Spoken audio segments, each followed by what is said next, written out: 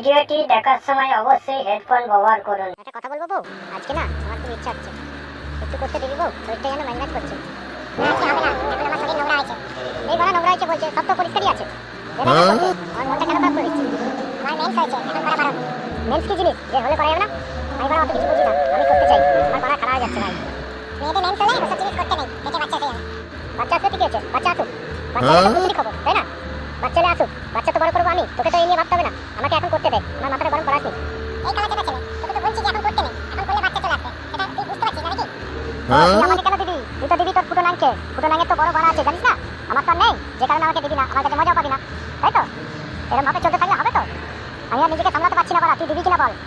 আমি তো তোমাকে বলেই দিলাম, আমি তোমাকে দিতে পারবো না এখন, 2-3 দিন পরে তুমি করবে, যত ইচ্ছা করবে। আমাকে 3 দিন সময় দাও, 3 দিন পরে যখন ভালো হয়ে যাবে, পরিষ্কার হয়ে যাবে, তখন তুমি যত ইচ্ছা করো, তখন আর আমি কিছু বলবো না তোমাকে, যত মন চাই করে ফেলো। এখন পারবো না আমি তোমাকে দিতে। তাহলে এখন কি করবো আমি? এখন যে আমার বাবাটা টনটন করছে, এখন কি করবো?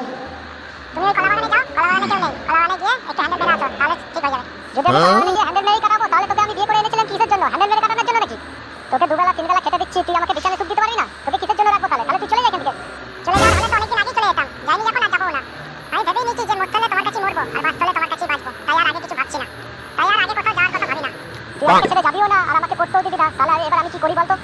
তুমি ওই দেয়ালেতে ঘষে দাও, তাহলে চিন্তা ভাবনা আসবে না করা, দেখবে সব ঠিক হয়ে গেছে। তার মানে তুই আমার বিচি মাথায় তুলে দিচ্ছিস, তার মানে তুই আমাকে করতে দিবি না, তাই তো? বললাম তো মেয়ে চলছে আমার, এখন আমি করতে দিতে পারবো না, তুমি যা পারা করে নাও। তুমি আমার বড় হয়ে যখন বইয়ের কাজটা বুঝতে পারো না, তাহলে আর আমার কিছু বলার নেই, তোমার যা ইচ্ছা তুমি করতে পারো, আমি তোমাকে করতে দিতে পারবো না। তাহলে একটা কাজ কর, তোর ব্লাউজটা খোল, তোর ব্লাউজের গলিটা আমি দুবার ঘষে দিই, নাহলে আমি শান্তি পাবো না। আমি এটা দিতে পারবো না, আমার ব্লাউজ খুলে তুমি যদি 2 মিনিট ঘষতে থাকো, তাহলে আমার সেক্স উঠে যাবে, তাহলে আমি নিজেকে কন্ট্রোল করতে পারবো না, তাই আমি দিতে পারবো না তোমার। তুই জানো হাতে ফোন ঘুরিয়ে শুয়ে পড়লি যে, আমি কি বলছি কানে যাচ্ছে না বুঝি? বললাম তো একটুখানি ঘোর, হালকা করে একটুখানি করে ছেড়ে দেবো, দিয়ে শুয়ে পড়বো। কই কই কই একটুখানি দেখি, কই ঘন্টা কখন কি? কাটা কুকড়ে দাদা তুই অল্পতে শুনি না দেখছি, চল হাত কান ছেড়ে। ওরে ওরে ওরে ওরে মেরে ফেললো আমাকে, কে কথা আছিস? আমাকে বাঁচা রে, বাঁচা ভাই বাঁচা। তুই কিনা শেষ পর্যন্ত আমাকে খাট থেকে লাথি মেরে ছুড়ে ফেলে দিলি। হ্যাঁ ঠিক করেছি, তুমি যেমন আমার কথা বুঝবে না, বলছি তো বারবার আমার মেন্স হয়েছে, আমি তোমাকে করতে দিতে পারবো না, তবু তো আমার কথা শুনলে না তুমি, তাহলে তোমাকে কি করবো? লাথি মারাই ভালো। তাহলে তুই একবার লাথি মেরে আমাকে খাট থেকে ছুড়ে ফেলে দিবি, আমি এটা সহ্য করতে পারছি না, আমার খুব যন্ত্রণা হচ্ছে। ঠিক আছে, যা আবার হয়েছে, এবার এসে বিছানায় শুয়ে পড়ো। আমি তোর কাছে যাবো না, আমার তোকে দেখে খুব ভয় করছে, আমি তোর কাছে গেলেই তুই আবার আমাকে মারবি। আর মারবো না, এসে শোনা শুয়ে পড়ো আমার পাশে, আর মারবো না তোমায়। না না, আমি আর তোকে বিশ্বাস করতে পারবো না, তোর লাঠির দেওয়া জোর আমার কোমরটা মনে ভেঙে গেল। বাবা, ও বাবা, বাবা। বইয়ের হাতের কেলানি যে এতটা জোর আছে তা আজ প্রথম বুঝলাম। আমি হারে হারে টের পেয়ে গেছি, অনেক জ্ঞান শিক্ষা হয়েছে। তারা খান কি তোর নিয়ে বাবার কাছে নালিশ করতে যাচ্ছি, তারপরে টের পাবি তুই।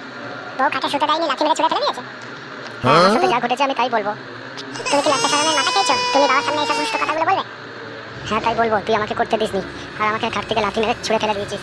হ্যাঁ চলো, আমিও দেখতে চাই তোমার বাবা কি বিচার করে, চলো। বাবা, ও বাবা, আমি ওখানে শোবো না, আমি তোমার কাছে শোবো। কোন গুলবাঙ্গি রাতে এত রাত্রে আমার ঘুম খারাপ করতেছে? আমি বাবা, আমি ফাটা এসেছি। এত রাত্রে কি গান মারতে এসেছিস আমার ঘরে? বাবা বাবা, আমি আর ওখানে শোবো না, আমি তোমার কাছে শোবো। তার মানে তোর ঘরে বউ থাকতে তুই আমার কাছে শুই মানে? ওই ঘরে খেলাচুরি মাঝে আমায় ধরে খুব খেলাচ্ছে বাবা, আমি আর ওই ঘরে শোবো না বাবা। আচ্ছা তা ছেলেকে এত বড় ঘটা করে বিয়ে দিলাম, বউয়ের কাছে শুই বলে তুই এখন শুবি না মানে? সবটি ভাড়া তোর মগের মূল্য নাকি? তুই কি দোষ করেছিস? আমার সোনা টুকরো বৌমা তোকে খেলাবে এটাই কেন? ওই আমার সোনা বৌমাকে ডাকতো দেখি। আর ডাকতে হবে না বাবা, আমি এসে গেছি। তা বৌমা তুমি এত রাত্রে ফাটাকে ধরে খেলাচ্ছ ভাই কেন? নাম লজ্জার মাথা খেয়ে যখন বাবা তোমার ঘরে এসে জলটা গড়িয়ে এসেছে, তাহলে তুমি বিচার করো। হ্যাঁ বলো বৌমা, তোমাদের ওই ঘরের মধ্যে ঠিক কি হয়েছে? ও আর কি বলতে খেলাচুরি মাঝে আমি করতে চেয়েছিলাম, তাই আমাকে লাথি মেরে খাট থেকে ছুড়ে ফেলে দিয়েছে। এ বাড়া, এসব ফাটা কি বলছে বৌমা? তুমি বলো বাবা, মেয়েদের মেন্স হলে কি এসব জিনিস করতে আছে? তুমি ফাটাকে একটু বুঝিয়ে বলো।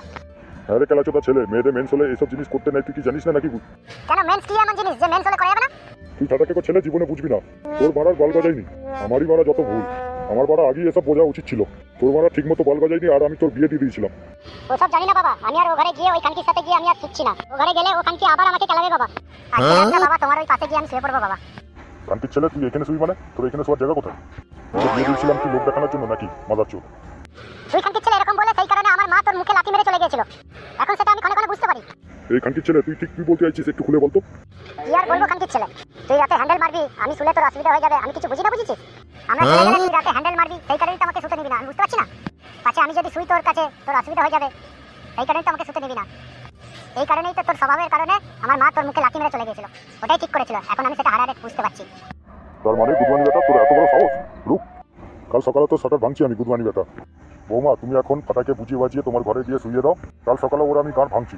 আচ্ছা ঠিক আছে বাবা, আমি ওকে তাহলে নিয়ে যাচ্ছি। এসো শোনা, বাবাকে এসব কথা বলতে নাই, এসো আমার সাথে তোমার ঠিক ঘুম এসে যাবে। চলে এসো। তুই ঠিক বলছিস তো কান্তি, তুই আর আমাকে মারবি না। তুই কিন্তু এবার মারলে আমাকে, আমি কিন্তু ঘর ছেড়ে চলে যাবে এবার। তখন বুঝবি ভাতা না থাকার কি জ্বালা। আচ্ছা ঠিক আছে, তুমি এসো এখন। আর মারবো না কখনো তোমাকে। এসো। ঠিক আছে, এখন তো আমি যাচ্ছি, কিন্তু তুই খানকির ছেলে বাপ, তোকে আমি কাল সকালে আমি দেখে নেবো। হ্যাঁ হ্যাঁ, আমিও দেখে নেবো কে কার শাটার ভাঙে কাল সকালে। বৌদি, তোমার সাথে আর এখন আমার দেখা হবে না, কারণ আমি কেরালা চলে যাচ্ছি কালকেই। তোমার ওই সোনাপাড়া মুখটা আর কতদিন আমি দেখতে পাবো না। কেন গো ফুটোদা, এই তো কদিন আগে এলে, এখনই চলে যাবে? আর কটা দিন থেকে গেলে ভালো হতো না?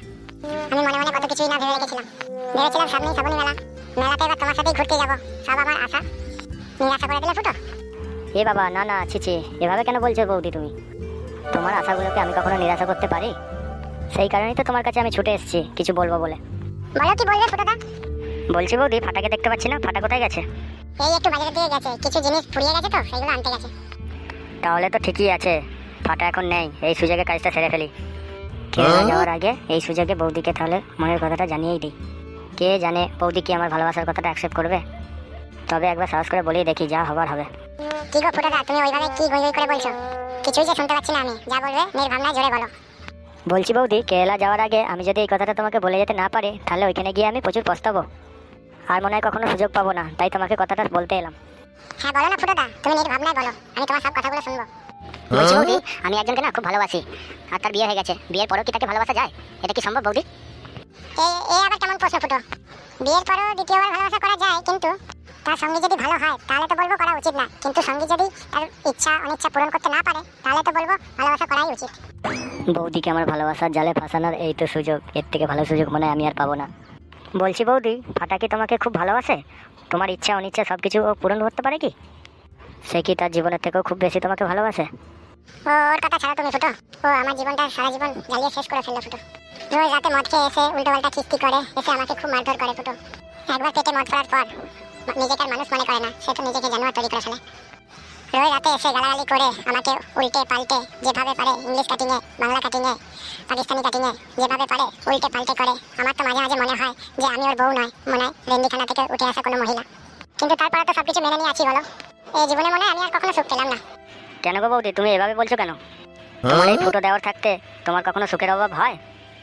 তুমি হয়তো জানো না বৌদি, আমি তোমাকে সেই কবে থেকে মনে মনে ভালোবেসে এসেছি। এসব কি বলছো তুমি ফুটো? তোমার না বন্ধুর আমি বউ হই, সম্পর্কে তোমার আমি বৌদি হবো ফুটো? হ্যাঁ, সে নয় ঠিক, তুমি আমার সম্পর্কে বৌদি হবে। কিন্তু একটা কথাতেই আছে জানো তো বৌদি, যদি খেতে চাও মধু, বৌদি পোটাও শুধু। হ্যাঁ, তুমি একই বলতে চাইছো ফুটো? আমি ঠিকই বলছি বৌদি, আমি না তোমাকে খুব ভালোবেসে ফেলেছি। আমি তোমার সুখ দুঃখে সাথী হতে চাইছো না? ফাটা বোকাচোদা যখন তোমার জন্য কিছু করতেই পারলো না, তাহলে আর তোমার ফাটার কথা ভেবে লাভ কিছু না। বোকাচোদা ছেলে সুন্দর জিনিসের মূল্য দিতে জানে না। ও তুমি চিন্তা করো না বৌদি, আমি তোমার আজ থেকে সুখ দুঃখে সাথী হলাম। ও তুমি কোনো চিন্তা করো না বৌদি, আমি তোমার সাথে সুখে দুঃখে শান্তিতে অশান্তিতে গান মারাতে সব সময়তেই তোমার সাথে থাকবো আমি। কথা দিলাম আমি তোমাকে ছেড়ে কখনো যাবো না জানো। তুমি সত্যি বলছো ফুটো? তুমি আমাকে ভালোবাসো? তুমি আমাকে কখনো ছেড়ে যাবে না? হ্যাঁ গো বৌদি, ফাটার দিব্যি, তোমাকে আমি খুব ভালোবাসি, তোমাকে আমি ছেড়ে কখনো যাবো না। তুমি আমাকে বাঁচালে ফুটো, এবার অন্তত সুখের মুখ একটুখানি দেখতে পাবো তোমার কাছে। আমি তো কেরালা চলে যাবো, তাই তোমার সাথে আমার দেখা হবে না আর কথা হবে না। সেই কারণে তোমার জন্য একটা মোবাইল এনেছি জানো। এই মোবাইলটা দিয়ে রোজ রাতে আমি তোমাকে ভিডিও কল করবো জানো। হ্যাঁ কিন্তু ফুটো, আবার রাতে ভিডিও কল কেন? এমনি কলও তো করা যেতে পারে। হ্যাঁ, এমনি কল করলে হবে, কিন্তু তাতে তো শুধু কথা হবে, তাতে তো আর হাত দিয়ে নড়ানো যাবে না। তুমি রোজ রাতে এসে ব্রা খুলে মোবাইলের সামনে দাঁড়াবে, আর আমি কেরালা থেকে তোমার এই সেক্সি রূপ দেখে হ্যান্ডেল মারবো। ও সেই সাদ জমা বৌদি, 61-62 শুধু মোবাইলে দেখে হ্যান্ডেল মেরে দেবে, ওদি তোমার সাথে মিটে যাবে ফুটো। বৌদি, ফাটা আসার সময় হয়ে গেল মনে হয়, আর লেট করবো না, মোবাইলটা এবার তোমায় দিয়েই দিই। এই নাও বৌদি, মোবাইলটা নাও আর যত্ন করে রেখো। কোন গুদমানি এটা রে এই সময় আমার ঘরে? ওই তো ও এসে গেছে, বলেছিলাম না একটু দাঁড়াও, ও এসে যাবে। কই গো, তোমার বন্ধু ফুটো এসেছে, তোমার কিছু বলবে বলে। কি রে বোকাচোদা, তুই এই অসময় আমার বাড়িতে? আজ বিকেলে কেরালা চলে যাবো তো, তাই তোর সাথে দেখা করতে এলাম। তা তুই কেরালা যাবি তো তুই তোর বাড়ির লোককে জানা বোকাচোদা, তুই আমার বউকে জানাতে এসেছিস কেন? তা ঠিকই বলছিস, কিন্তু তোর বউকে জানাতে আসিনি, তোদেরকে জানাতে এসেছি। কেরালা চলে যাবো তো, অনেকদিন পরে ফিরবো, কবে ফিরবো জানি না, তাই তোদেরকে ভাবলাম যে জানিয়ে দিয়ে যাই। গান মারানোর জায়গা পাসনি, তুই আমার বউয়ের ফোন নাম্বার নিতে এসেছিস তাই না? তোকে আমি হারে চিনি বোকাচোদা। ওসব তুই ছাড় তো, একটা কথা বলি শোন না। এত সুন্দর তো সেক্সি বউ, একটু যত্নে রাখিস। সুন্দর জিনিস কি আর অযত্নে রাখলে হয় বল? তোকে আর জ্ঞান দিতে হবে না খানকির ছেলে, এটা আমার বউ। আমি কেটে ফেলবো না বেঁধে রাখবো সেটা আমার ব্যাপার। তুই বোকাচোদা খানকির ছেলে কে রে? ও বুঝতে পেরেছি, তুই ফেটা কুকুরে বেটা। আমি না থাকতে আমার বউয়ের কানে ফুসমন্তর দিয়ে ভেবেছিলিস তুই পটিয়ে ফেলবি তাই না খানকির ছেলে? তুই এভাবে কেন বলছিস বন্ধু? তুই না আমার বন্ধু? আমরা ল্যাংটো বয়স থেকে কত কিছু করলাম, তুই কি সেগুলো ভুলে গেলি? তুই আমার বিচি ধরে টানছিস, আমি তোর বিচি ধরে টানতাম, সেই সব ছোটবেলার কথাগুলো তুই কি ভুলে গেছিস? হ্যাঁ রে বোকাচোদা, তুই বন্ধু না রে বাল, একটু ফাটকাল পেলেই তো আমার বউয়ের খাল করে ছেড়ে দিবি খানকির ছেলে। এই তোদের বিদেশে থাকা ছেলেগুলোকে আমি ভালোভাবে চিনি। ওখানে বিদেশে গিয়ে আজ একটা মাইকে নিয়ে গান মারাস, আবার কাল একটা মাইকে নিয়ে গান মারাস। তোদের বিদেশে গিয়ে আবার মাগির অভাব হয় নাকি? যা বেরো খানকির ছেলে এখান থেকে। আর দ্বিতীয়বার যদি আমার বইয়ের দিকে চোখ তুলে তাকাবি তো তোর আমি চোখ তুলে ফেলবো। যা খানকির ছেলে। মাদার চোদ, এত বড় সাহস আমার বইয়ের দিকে নজর দেয়। হ্যাঁ হ্যাঁ যাচ্ছি, কিন্তু কাজটা তুই ভালো করলি না। কাউকে অপমান করা কিন্তু ঠিক না, ভেবে দেখিস কথাটা। হ্যাঁ হ্যাঁ সেটা আমি বুঝে নেবো। তুই এখান থেকে যা দেখিনি মাদার বাচ্চা। ফুটোদা আজকে বিদেশ চলে যাবে বলে তোমার সাথে দেখা করতে এসেছিল, আর তুমি ওকে এভাবে অপমান করে তাড়িয়ে দিলে। ও কি ভাবলো বলো তো? হ্যালো খেলাচুদি মাগি, তোর দেখছি একটু বেশি দরদ উঠলে পড়ছে। তোদের মধ্যে কি সত্যি কিছু চক্কর টক্কর চলছে নাকি? যদি আমি জানতে পারি তাহলে তোর গাড়ি আমি নুন লঙ্কা ঢুকিয়ে পেট্রোল ঢেলে আগুন ধরিয়ে দেবো। এসব কি বলছো তুমি? ফুটোদা কত ভালো মানুষ, আর সে কিনা তুমি ওর সাথে আমাকে নোংরা তুলনা করছো। এটা ঠিক না ফাটা, নিজেকে একটু শুধরাও।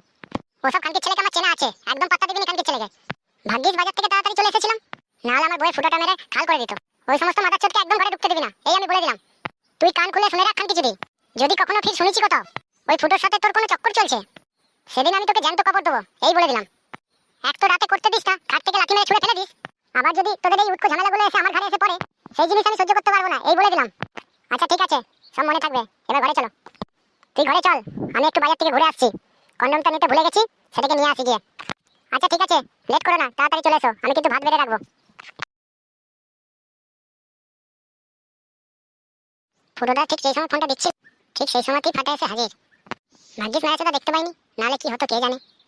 ফুটোকে পেয়ে মনে হয় এবার আমার কপালটা ফেললো। এবার থেকে যা কিছু হবে সবকিছু মনে হয় ভালোই হবে, তাকে পায়ে ঠেলা ঠিক হবে না। দেখা যাক জল কত দূর এগোয়।